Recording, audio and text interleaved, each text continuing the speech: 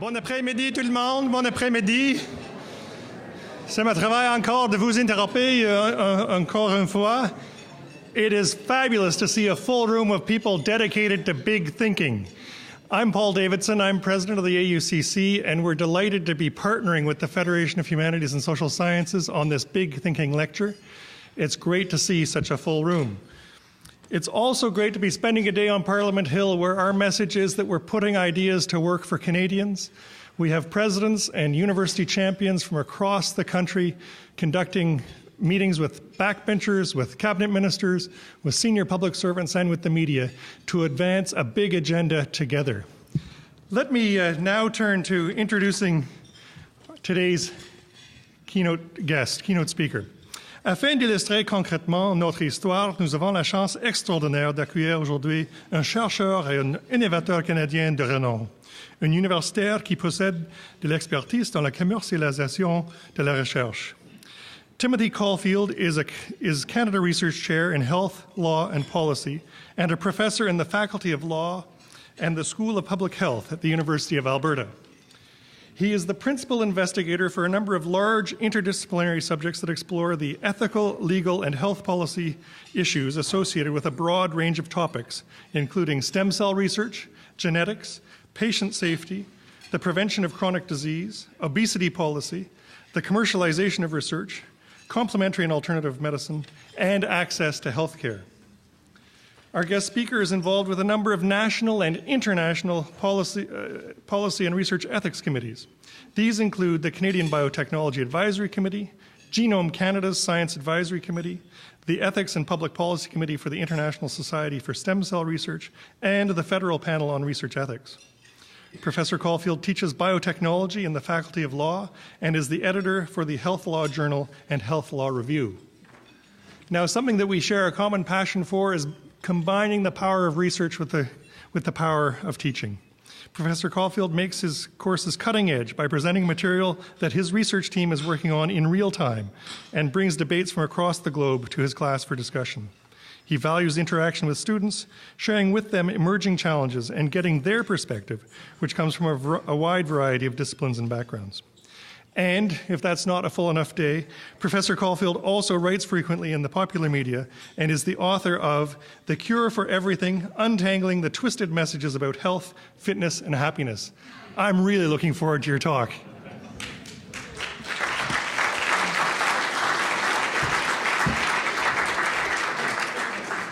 Well, thank you very much. It's a real honor to be here. Thank you for the kind invitation.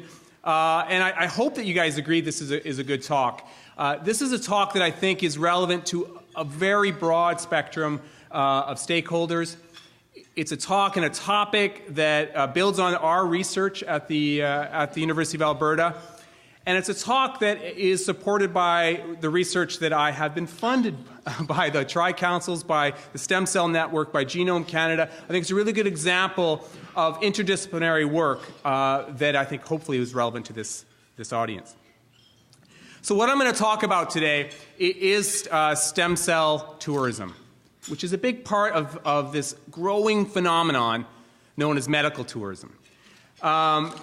It is also, I think, really relevant because as technologies emerge from the laboratory and continue to get a huge amount of coverage in the popular press, these types of phenomenon that I'm going to talk about today are I think, going to become more common and are going to become a bigger policy issue, not just for Canada, but I really think for the world.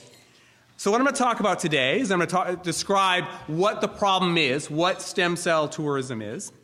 I'm going to talk a little bit about how it is a global phenomenon, and then tell you what I think the drivers are, the main drivers are. Then, very quickly, because we don't have a whole bunch of time, touch on what I think some of the key policy responses have been and what they can be and what they should be, and then also talk a little bit about what I think is missing, and perhaps what this community can help to do. Okay, the problem. What is stem cell tourism? Well, as everyone in this room knows, stem cell research has received a huge amount of coverage in the popular press. I think you could argue it's a pop culture phenomenon, right? I mean, it's really everywhere. And as a result of that interest, and as a result of that excitement, an industry has emerged. If you Google, as I did here, if you Google stem cell therapies, stem cell treatment, what you will get directed to a wide range of companies all over the world. And these companies look tremendously sophisticated. These companies look like they are very closely tied to the scientific community and that they are entirely legitimate. These companies will offer you stem cell therapies for a wide range of services, and I mean a wide range of services. These companies allegedly have cures for, and this is just, I could have picked any one of these companies, by the way, and they're always changing names and changing titles. ALS, Alzheimer's, aging, we're all suffering from that, right? Autism, we don't even know what causes, really, autism, right? And here's a stem cell cure for it. Cardiac disease, on and on and on, right? Here's another really good example of the kinds of services that you can get stem cell therapies for. You can get stem cell therapies for the disease of oncology. Did you know that was a disease, you guys? That's a disease. All nervous system disorders, and that's very, very common. A lot of these companies sort of service these nervous system disorders. Again, we have the problem of aging to be solved by one of these companies. On and on, right? The other thing to note is the breadth of this problem. So remember, this is taking the legitimate excitement around stem cell research and leveraging it to sell products. And you see a whole range of products. Right? You can get stem cell therapy for your dog. You can go to Dubai and get it for really for your get facial creams. They have this apple stem cells. Did you guys see that? It was very, very popular just last year. A whole range of these products. And just for this talk, I actually Googled stem cell therapy skin cream. Because, as noted here, this has really become the rage in the beauty industry. And so these are all new websites that I just found just a couple days ago. You can get the stem cell therapy for the skin, completely bogus, of course. Here's another really good example. And this is a YouTube clip. And if you actually watch the clip, and I'm embarrassed to say that I did, you get a sense of how absolutely absurd this is. This cream is supposed to actually have stem cells in it. Paul, I bet you didn't know you could do that. Did you know that, Paul? It's a stem cell research right over there. Make your research so much easier. You could buy this cream. So you have these kinds of representations, on and on and on. But even when I was doing this search, right, and you get these absurd kind of funny ones, you get directed to these kind of sad, scary ones, right, where they're offering what looks like completely legitimate treatment for brain damage. Right? And they have these testimonials saying it works. So, do these treatments work? Are these real treatments? Why is this a problem? Well, of course they don't work. And in fact, we did a study back in 2008. It was published 2008 in Cell Stem Cell, where we did just that. We looked at all the websites, right? And we tried to get a sense of what is being presented to the public as legitimate therapy. And then we did an analysis of what's being offered and what's being said. And then we also did a technology assessment analysis. This is a nice interdisciplinary team. And to try to get a sense of to what degree what is being offered matches up to the literature. Follow that? Is there any possibility this is real? Basically, we were trying to ask. And what's the answer? The answer, of course, is none of the claims at that point were supported by the published clinical evidence. None of it. And remember, this looks tremendously legitimate. What we found was these services on these websites were offered as efficacious. They're promoted as working. They're promoted as routine and low risk. That is the theme you get. So if you are a patient seeking treatments, that's the message you get. Okay, so I also want to emphasize the degree to which I think this is emerging and becoming recognized as a dominant policy issue. Don't worry, you don't have to read this too closely. We recently did a study of the stem cell research community around the world, the international stem cell community. What we did is I won't bore you with the methodology, but we basically surveyed the lead author and the last author, the senior author, on leading stem cell publications, both in science and ethics, and asked them, what are the big issues now? Well, everyone in this room will know, because we're in Ottawa, it used to be things like moral status of the embryo, right? Those kinds of things, right? Now, this community thinks it's all about translation. All the issues now are about getting these treatments to the clinic, things like patenting, about federal rules around regulation, around the ownership of these tissues, but the number one issue for this community is the provision of unproven stem cell therapies. So this is recognized as a huge, huge problem. And why is that? Why is, big deal, so people are getting bogus skin cream. Why is it a problem? Well, first of all, real harm happens, you guys, real harm. Now, there haven't been that many documented cases, but there are documented cases of tumors developing. There's even documented cases of death. Some of these are, the one on the top is a baby was injected in Germany with stem cells in order to, again, cure a neurological disorder. It led to death. There's been deaths in Asia, really a handful all over the world. In addition to that, there's tremendous financial exploitation occurring.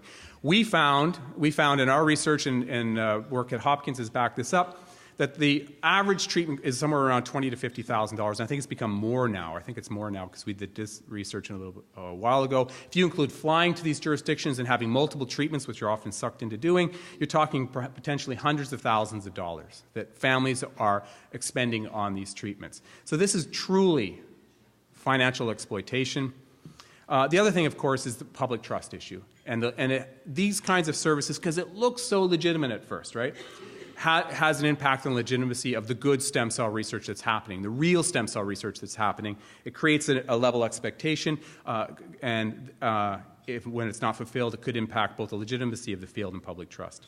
I also think it raises interesting challenges around clinical trials and the regulation process. When we do start getting closer to the clinic with the real stuff, this kind of action can hurt that whole process. I also want to go back to the financial exploitation issue for just a moment, because I do find I get quite passionate about this topic. I find it truly heartbreaking. This was a website that was put up that we followed for a long time. Now we've done some blog analysis, which I'll come back to, and this was a family trying to raise money for their child who's quite disabled, and they had a countdown. The number of days before we go off to China to have our daughter cured through stem cell treatment. They were raising money over the internet for this treatment and getting money to send this girl there. So this is really heartbreaking. My wife is a family physician. She has patients that come in that are raising money in their neighborhood to go to these clinics. Now keep in mind what's going on here. They're raising money, I think, to give money to frauds. It is a global phenomenon, so how big of a problem is this? It's very, very difficult to get a true sense, to get the true numbers, right, of what's going on here, because it is, I won't call it an underground, but it is an internet-based industry, so it's hard to get a count of how many patients are really going. We sense it's thousands and thousands, right? This is just one website. This was back in 2005, where they claimed they saw 5,000 patients, since 2005, 5,000 patients since 2005. That's one. I've actually met someone from this clinic, and they claimed it was more than that, more like 15. I don't really know how. It's hard to sense. But I do think it's thousands and thousands of people. Also, the size of the industry, the former president of the International Society for Stem Cell Research believes it's hundreds of millions of dollars are being spent on this. The clinics are all over the world. This is some nice work done by Deborah Matthews at Hopkins. They exist all over the world. Now, this is some research that we did looking at, again, trying to get a sense of what's really going on. So here is what we looked at, public representations of these clinics. This was some work that was published in Nature Biotechnology not that long ago. And this isn't an accurate representation of where the clinics really are. This is a representation of the public representations, follow me, of where these clinics are. And you can see that most of the stories are in China, but they're really everywhere. They're Germany, Dominican Republic, India, Mexico is becoming a larger player here. So they're really all over the world. The other interesting thing here I want to highlight is we also found that a significant portion of the patients are children. Right? So again, this is the representation. So the children are perhaps a better story, and that's why they're overrepresented in our sample. But children, I believe it was 43% of the stories were about a child going to one of these clinics to get a treatment. And again, keep in mind what's going on. They're taking their child to get a treatment that's probably likely completely bogus. So what are the drivers? Why is this happening? What created this phenomenon? Well, there really has been, rightly or not, a lot of hype around stem cell research. And I think that is an important part of the story. Stem cell research has been in the news really from the start in the late 90s. and it's often portrayed to the universe, right? It's portrayed as a cure, as a miracle cure, as a huge breakthrough. Very, very promising for sure, but we're not there yet. If you read these headlines, right? You read these headlines, and then you went to one of these clinics, right? If you saw a headline that said, stem cells can treat diabetes, right? It's the miracle cure. It worked for Peyton Manning, right? He allegedly, did you guys know that? You guys know who Peyton Manning is, right? The guys are going, yeah. Peyton Manning allegedly went to Europe to get, I think he got 2 treatments on his neck. Now, it's unclear what really happened, whether it really went, but he allegedly got stem cell. You hear, if it's good enough for Peyton Manning, right? It's good enough for me. And then, of course, you have these kind of headlines, whether stem cell wrinkle cream will work. Again, completely bogus. If you read those headlines, went to those clinics, why wouldn't you think, right? Why wouldn't you think this was completely legitimate and you're desperate? So we did do a media analysis, and it's very important because research has shown that this is where people are getting their information from. This was the piece that was published in Nature Biotechnology. And what did we find? Shocking results, actually. We think they're shocking results. So this is, the blue is positive. So this is media coverage of these clinics in the popular press. And almost without exception, it's either positive or neutral. Right? So this is like a newspaper article about these clinics, about people going to these clinics. And it gets a lot of coverage because it's stem cells and that's sexy and exciting. Almost without exception, it's positive. Except for there's that one blip there, and this is a little bit of a good news story, right? So this was the International Society for Stem Cell Research did a report on these clinics, and that report got a lot of press. And you can see that there was a little bit of negative. So the negative's the blue. I'm sorry, the green. That got a little bit of negative press, but look, it just popped right back up to positive, right? It's incredible how resilient this seems to be. Always portrayed to the public as a positive story. It's portrayed as sort of a good news human interest story. So this is tremendously misleading. The overall tone of the articles, as I said, there you go. Now here's a good sampling of the kinds of stories that you get. You get these stories that say, it's as I said, human interest story, hope for Harvey, he's this brave battle. Dakota was born blind, but now she can see. Right? They're attributing that to the stem cell treatments that she received, on and on and on. This is one of my favorite stories. Now, I've actually gone to Mexico, and I've had the opportunity to talk to some of the providers down there, and I'm happy to talk about that during the questions, because I got a very interesting perspective. But this was, again, trip last resort, right? So, again, the human interest story, they're raising money. I'm going to go on this trip for last resort, and it's heartbreaking, right? You can't blame this individual at all for holding out that last hope. What enrages me about this story, and we found that it exists in, I think it was 37% of the articles, this is the newspaper article. And in that newspaper article, as you can see, they actually tell you where to send money to send this person to the clinic. So the newspaper article, this is in the Toronto Star, which I hear is an okay magazine, newspaper. They are actually telling people where they can send money. So to raise money to send this person, which I think likely, I don't want to get sued, likely are frauds, basically handing money over. We just finished, and this is preliminary findings, research of the actual newspaper coverage, how it's covered in China. Now, we thought this would be fascinating, right? Because these are where these clinics exist. So one could people say, well, are they critical of these clinics even in China, or do they portray these in a positive manner? This is one of my PhD students, one of my close colleagues, Ubaka Obugu, and they found, in fact, no. Again, it's portrayed almost entirely as a good news story. 82% of them is cutting-edge, exciting research that's happening here, clinical applications happening here, right in China. Again, so even in China, where the biggest providers are, very little critical analysis of this. The other thing that we did was we looked at blogs, patient blogs. And this is Kristen Rachel, one of my former colleagues. Now she's moved back to Ottawa to do a PhD. She's just a real star. She did an analysis of how patients are talking about their experience at these clinics and why they went to these clinics. Now, we recognize immediately this is a completely biased sample for a number of reasons, right? From a methodological perspective, who's going to blog, right? Who's blogging? That's a bias right there. And in addition to that, there's some suggestion, total speculation, the clinics themselves blog, right? They set up their own blogs to make it look like people are blogging and having a great experience. But despite that, we still thought this might be an interesting window on the sort of rhetoric that exists out there around this issue.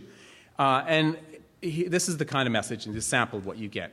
This idea that there's no side effects associated with stem cells, which of course, if stem cells actually worked, if they're setting, of course there'd be side effects, right? It's the only choice, they're desperate. China has given us hope, right? They're going to die anyway. This is the one I find the most interesting, the one on your right. This idea that somehow Canada and the United States are keeping these efficacious treatments from them, right? They're being held back from them. And it's deplorable that they don't have access to these treatments. They view themselves as pioneers, right? We have to put ourselves in harm's way in order to get these treatments to better not only ourselves, but to better the broad community. Right? So that's the kind of messaging that we hear. So clearly a problem, right? There's true harm associated with this. And I actually think harm that spreads beyond just the harm that's happening to the patients who go. What has the policy response been? Well, there has been an interesting policy response all over the world. Almost without exception, and I'll say without exception, this practice has been condemned. It's been condemned by scientific societies, by professional societies. It's really been cast as a broad social concern. But how do you respond to this, right? It's an international phenomenon. It's largely internet-based. The regulatory options are really quite limited. And as I said, there's patient demand. Now, I've spoken on this and written on this in the past, and I get hate mail. And it's not the clinics that are sending me hate mail. Who's sending me hate mail? The patients. They're furious, right? Because they don't, it's walk a mile in my shoes, which I totally sympathize with, right? But there's clearly patient demand for these services. But there has been some, I think, effective responses, and this is where we can start thinking about what can Canada do. Some physician organizations have spoken out against the physicians within their jurisdiction that are involved in this and taken quite strict action. In some jurisdictions where it's relevant, they have tried to close the regulatory loopholes. I think Germany is a really good example of that, where they've tried to shut down any kind of regulatory loophole that allowed these practices to move forward. China has regulations in place now too, but it's unclear how they're playing out. I'm looking at my colleague Drew. But these kinds of actions have happened. This may be that's relevant for a place like Canada. And also, believe it or not, in some jurisdictions, the government has basically shut the clinic down. So these things have happened. In addition to that, there are a huge number of education initiatives, and I think this is very, very important. Trying to educate the public, trying to educate providers about what's important. And this information, if you believe the statistics, is accessed by the public. Now, so you have these activities going on. Is the situation getting better, right? Because this has been identified as a problem, I think probably since 2007. There's been this big sort of policy backlash in the scientific community. Is it getting better? Well, we're in the process of analyzing this right now, and the answer, in short, is no. It's not getting better. In fact, it's getting worse. It's incredible how resilient it is, this industry. So in the 2008 one I told you about, one of the things we measured was the degree to which this stuff is portrayed to the public as the knowledge is complete. And as you can see, that is incomplete. It is that more so now portrayed that way. And the knowledge, it is more so portrayed now as being advanced or ready for the clinic. So it's really, in many respects, getting worse. In addition to that, we've found that once a clinic is closed down, once they've actually tried to strike out at one of the providers, they close down and open up someplace else, right? They just open up someplace else.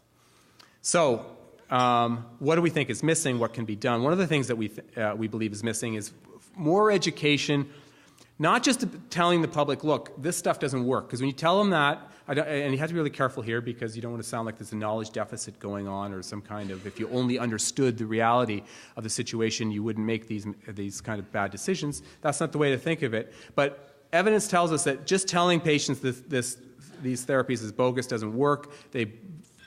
There's some evidence, there's a belief that there's some kind of conspiracy going on.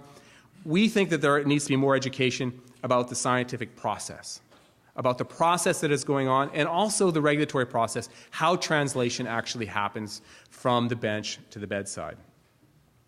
In addition to that, I think that we should work more closely with healthcare providers. There's been some interesting research done by people like Aaron Levine in the United States, and he has found that these patients, again, my wife's a family physician, so I have a little bit of anecdotal evidence of this. Patients go to their family physician and they ask them about these clinics. They're going to spend $20,000 to $50,000 to $100,000 on a treatment. They'll at least bring it up often with their family physician or with the physician, right? And Aaron found that. But Aaron also found that what the information that the physicians provide is often quite equivocal. It's because they don't know, right? And that sort of equivocal response is viewed from the patient as an endorsement. Follow that? So we think, and we've taken baby steps in this direction, that we need to start educating or working with Canadian family physicians and really physicians of all across the board. This was a statement that we did in collaboration with a number of people even in this room, where we tried to put together a document that would be easy for busy family physicians to read. It's really like one page explaining to them the reality of stem cell tourism. But we think this more could be done. I think a coordinated effort between the provinces, between Health Canada and the colleges could go a long way. In addition to that, we could hopefully one day also help in the international discussion of these issues. And lastly, of course, I think it's important for the scientific community to be involved. And they have been great on this topic. They really have. I work closely with the Stemcell network, and they've been very involved in trying to tackle the issue of stem cell tourism. But I do think the scientific, from this quote, they have an obligation and a duty not to overhype their work and to respond to sort of misrepresentations that are seen in the popular press about their work. And we're starting to see that happen more and more, and I think that is a good thing. So I hope you found this interesting and useful, and I'd love to hear some comments and questions. And with that, I'll say thank you and look forward to your comments.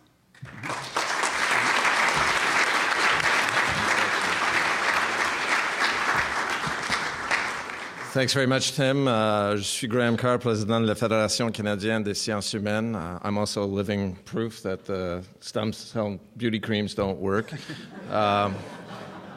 We have time for some questions, so there's a microphone just to my right in the hall. Please, if you have questions, use it as we're taping this session. And you're not a shy group, so step forward and introduce yourself and pose the first question. Okay. Tim, thanks very much for this presentation and sharing with us what is indeed a complicated matter of the public's ability to understand science. How do we reconcile what seem to me to be very different types of reactions, where there are times where there's hyper-awareness? BPA in plastic bottles is harmful, might kill your child. Demand that chemical not be used. Right now with meat, real risk, real danger. Gotta get rid of all this meat. So there can be a public that is hypersensitive of risk. And how is it a different public that doesn't hear the risk of stem cell? How do we reconcile these very opposite types of reactions from essentially a same public reading the same media? Any thoughts? Yeah, it's a great question. There's a lot of other examples you could use. The screening behavior. We've gone from PSA being necessary to PSA being harmful. The mammogram story, right? Which I find fascinating because, as you point out, Karine, this is a message that started with the scientific community, get mammograms, and now the message from that same scientific community is coming out and saying, perhaps you shouldn't always, or it's not as beneficial, may even be harmful, right? That message is completely rejected. Now, there's a lot of, I'm not a risk expert, but I deal with that a lot. And as you know, it's a very complicated story. When people can take control of their lives, they seem much more willing. They want to have control over the risks in their lives, and they want to be able to take actions that, when they're taking the action, they're less adverse to risk, right? So driving, right, versus being exposed to a chemical. Don't expose me to a chemical, but I don't mind getting behind a wheel, right? Being concerned about their kid being abducted by someone in a white van versus letting them jump on a trampoline, right? which risk is more dangerous, right? It's not even comparable. So the same thing, I think, is happening to some degree here. People say often, look, it's my choice. I'm going to inform myself, and I'm going to take this risk. And that's actually when we started our research on it. We wanted to just see what kind of information they were receiving. Right? Are they truly informed? And because one could argue, if you are truly informed, you know the risk, you know the benefits from an autonomy perspective, you can walk that path, right? So we wanted to start with just that. But even at that level, Karine, the information is misleading, right? So we can even sort of improve the very basic information that the public seems to be receiving about that. And if we do that, one hopes at least there'll be some moderation in the demand. Other questions? Et j'ai oublié de dire que si vous préférez poser des questions en français, n'hésitez pas.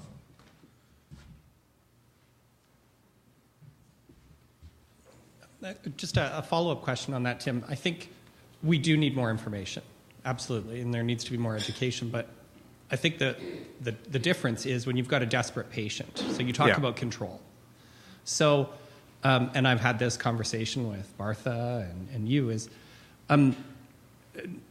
when they are desperate, then it goes to feeling, are they going to be in a situation where when there is legitimate clinical evidence to support it, do they have confidence that we've got a system in Canada that will allow them to access it as quickly as other nations?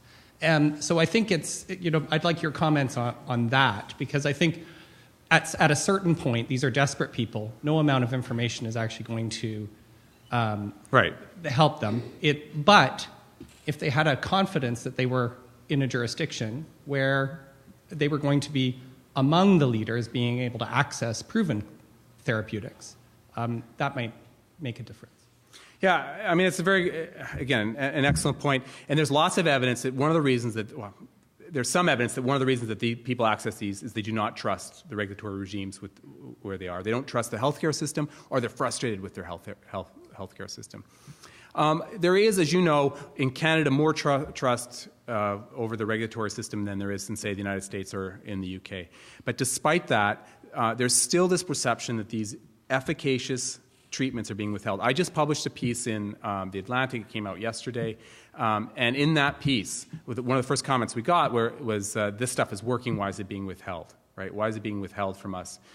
So how do you educate the public about that whole process is very, very difficult. And the other thing I think the public needs to learn, I don't believe in the deficit model, so I shouldn't be saying the public needs to learn this, right? The public needs to learn that. The public brings values to the table whenever they're looking at all these issues. But I do think that the public, there could be a greater understanding about the nature of science. True scientific breakthroughs are so phenomenally rare, right? I mean, name them, right? They're incredibly rare, where you have a breakthrough that happens in the laboratory and it has immediate application in the clinic. Stem cell therapies are very, very promising, but we're a long, long way from any kind of real application. And it's going to be like that for any kind of intervention, right? So that, I really think, has to become more part of the public discourse. And also, I think that we have to stop trying to oversell this stuff in order to, be careful, we're talking about funding agencies, but in order to for the mere purpose of supporting research, I think research is valid on its own ground, and we don't always have to tie it to some kind of deliverable that's going to be available in 2, 3, 4, 5 years.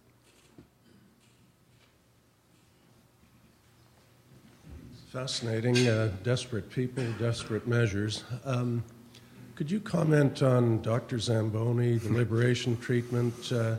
In that context, I think governments actually got involved, and I'd really value your comments on, what's the evidence, what's the place of public policy, how do you deal with a desperate patient group in that kind of context, and then link it back into this one, because quite frankly, that one disturbed me quite a bit, because I'm not sure the evidence base was there, but it wasn't clear whether it was or whether it wasn't. And how do we proceed with something like that? I suspected I might get a comment on this, and this is a topic that I have been following very, very closely, and I've done a little bit of writing on it. And I think I was hoping that the parallels would be observed. I mean, I think those kinds of phenomena are going to happen more and more, right? So the evidence, unbelievably complicated story. And the other interesting thing, I don't want people know this in the room, or how many people know it. I'll call it the liberation treatment, although that's not a good term. But the liberation, it is a Canadian phenomenon. You go to the United States, and there's many healthcare providers who never even heard of it. And you even tell them about it, like I've spoken about it in the United States, and they're surprised, right? It's a Canadian phenomenon. I was just in Europe. No one there had even heard of it, right? It was, so I think there's going to be more and more research on this. We wanted to do research on it. What an opportunity, right, to study how social media and how the public could drive a research agenda. Now, whether you believe the evidence or not, I'm a skeptic. I'll put my cards on the table. I'm a skeptic about the science behind it and the mechanisms that might be at play.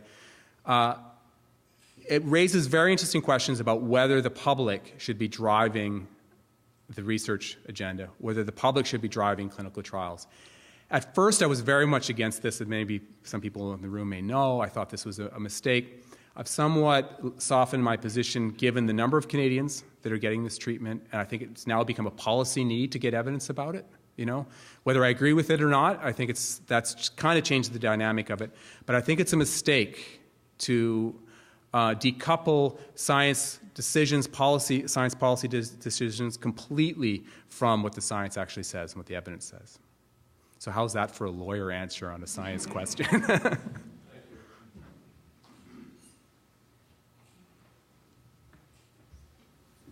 You showed us a lot of articles indicating a media bias towards the hopeful stories.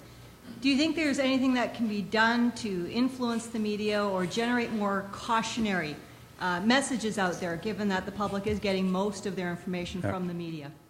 That's a great question, and I don't want to pick on the media because we do actually study the media a lot at our center, and we found actually that in most domains, the blame doesn't really rest with the media. There's been really interesting studies, maybe you guys have seen this, some of them just came out, that really show the degree to which the hype comes from abstracts. Did you see that one? 40% of abstracts have some kind of spin in it. And then also the press releases that come from the institutions, up to 50% have some kind of spin in it. And we call it a hype pipeline. In this situation, I do think the media plays a big role. Partly because they're not portrayed as science stories, right? So they're maybe not as self-critical. They're not going back to sources as much. They're portrayed as human interest stories. We've also analyzed, as I said, a lot of sports figures are getting these treatments done. And when that's done, and those people actually read the sports, right?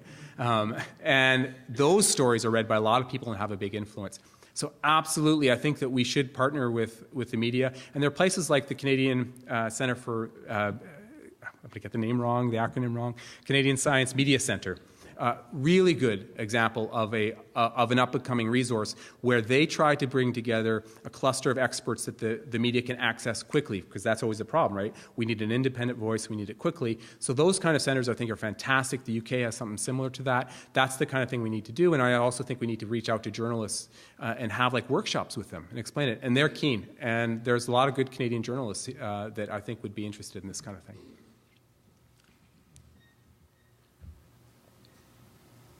Hey, Tim. One of the ways I've heard the debate beginning to move now, and especially promoted by a lot of the industry players in the stem cell field generally, is that we should be very cautious about highlighting all of these therapies as bogus. And maybe it's just different countries with different cultural traditions of what's an appropriate level of safety to reach before one goes into clinical trial. I'm not saying I would subscribe to that, but I'd be interested to see how you respond. Since they're trying to move the goalposts a little bit in terms of the debate. Yeah, Drew, it's a great point on two fronts. When we first started doing this, we got a lot of that criticism. How dare I was giving a talk in Vienna on this topic, and there was someone in the audience who was furious at me. Why are you trying to impose Western standards of X, Y, and Z on this community? And there's different conceptions of science and evidence, right? I think this is different from complementary and alternative medicine, right? I think it is different in that they are framing themselves, presenting themselves as part of the international science community, right? And they are using stem cell research, which is held to the scientific norms, as their benchmark. So I think it's different, and you can hold them to that level of science. So that's one aspect of it. So I don't buy the complementary alternative medicine element, although that's starting to creep in more and more, as you probably know. The second aspect is what I touched on briefly in my talk. As stem cells get closer to the clinic, right, what you talked about is going to become even more challenging. Where in Canada, perhaps there is an efficacious, there's a treatment that's been proven efficacious through a series of clinical trials, or somewhat efficacious, right?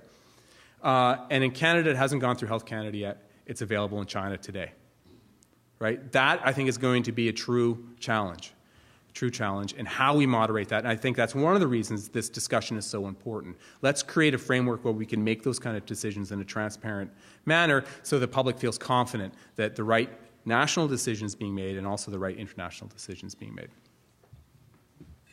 So following from that, if you were to highlight 3 major policy initiatives in the Canadian context to pursue, what would they be? I wasn't anticipating that, but here I go. I think, number one, what we need to do is I think working with healthcare providers is a fantastic idea. It has an immediate impact. If you do that well, we can have an immediate impact. Number 3, I think moderating the education message, building on working with the media, and also filling what we think is a gap in what's being told to the public about the nature of scientific inquiry. I know that sounds esoteric, but it can be put in a simple and kind of exciting way. And the last one, I think, is to work with entities like Health Canada, to both work with the international community on regulatory tools that can be used, not just for this, but for things like the liberation treatment, for medical tourism more broadly, and also what kind of regulatory tools are available in Canada and what kind of regulatory tools are available sort of internationally. So if we did those 3 things, and they're almost like immediate impact, near future impact, and long-term impact, if we did those 3 things, I think we'd be heading in the right direction. Great. Well, thank you very much, Tim. Please join me in thanking Tim for truly wonderful talk.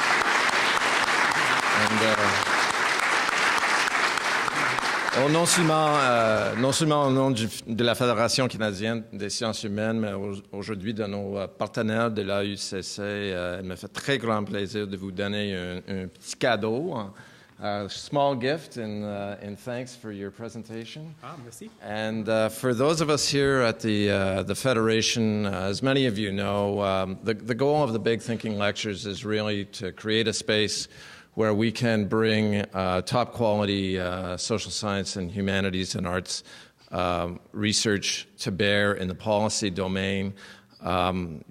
Tim's talk today was about the gap between the bogus and the real, and I think we had a really phenomenal demonstration of the real in transdisciplinary scholarship and what it can contribute to public policy discussions in Canada today. This really is the goal of these events. Je voudrais aussi remercier le Conseil de recherche en sciences humaines pour leur appui, pour leur support de tout le travail que fait la Fédération. Being in Ottawa, of course, gives us the unique opportunity to continually highlight the work that social science and humanities research contributes to improving the lives of Canadians. Last week, I had the opportunity to present the Federation's brief to the House Committee, House Finance Committee, and I have to say that I was really thrilled with the outcome. We received strong, positive questions from all 3 parties, and a very strong statement in support of the work of what our principal ask was to support the work of the councils and CFI. We received a very strong statement of support from the chair of the House Finance Committee, James Rajat. Représentant 80 institutions et plus que 85 chercheurs, membres du corps enseignant et étudiants, nous savons que la recherche en sciences humaines et sociales s'attaque aux grandes questions de notre temps. Les chercheurs à travers le pays sont l'œuvre afin d'éclairer les discussions pertinentes et améliorer la vie des Canadiens et Canadiennes. And nowhere is this research more visible, and dialogues about the importance of social science and humanities research more visible in the Canadian and international context, then at our annual Congress of the Humanities and Social Sciences. And I see Max Blau here, who was one of our co-hosts for last year's event in Waterloo and Wilfrid Laurier University. Every year, Congress moves from campus to campus.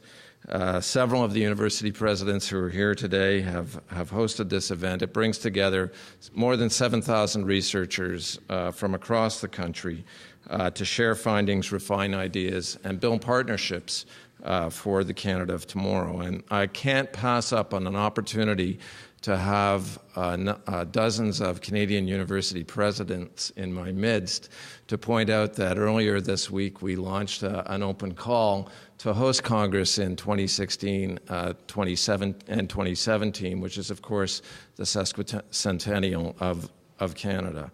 And I would like to encourage those of you who have not hosted Congress, or perhaps who had a wonderful experience hosting Congress as we did at Concordia in 2010, to meet with your teams and think about the possibility of hosting this event. Although many people believe that the Federation is fundamentally about the learned societies, the 80 or so learned societies who are our members, the 80 universities and colleges who are members of the Federation are crucial to our mission and to our support as well. And I also want to take this opportunity to thank each and every one of you and your institutions pour l'appui que vous avez donné historiquement et j'espère dans le futur pour tout le travail fait par la Fédération canadienne des sciences humaines. For those of you who would like to make your friends and colleagues aware of today's lecture, a video of it will appear, as do all our Big Thinking lectures, on our website, www.fedcan.ca. And on your tables, you'll also find information about our next Big Thinking lecture on November 29th. I didn't know that November was Financial Literacy Month, so that's an important month for me. And on the 29th of November, we're very pleased to bring Dilip Soman from the Rotman School of Business to Ottawa to talk on Parliament Hill about financial literacy in Canada. J'espère que si vous êtes présente à Ottawa au fin du mois de novembre, j'espère de vous accueillir de très bonne heure sur la colline. And in the meantime, thank you all for being here today. Thank you for the important work that I know you're doing on behalf of Canadian scholarship today and other days in Ottawa. And I wish you the best of success for the rest of your activities. And please join me one more time in thanking Tim Caulfield.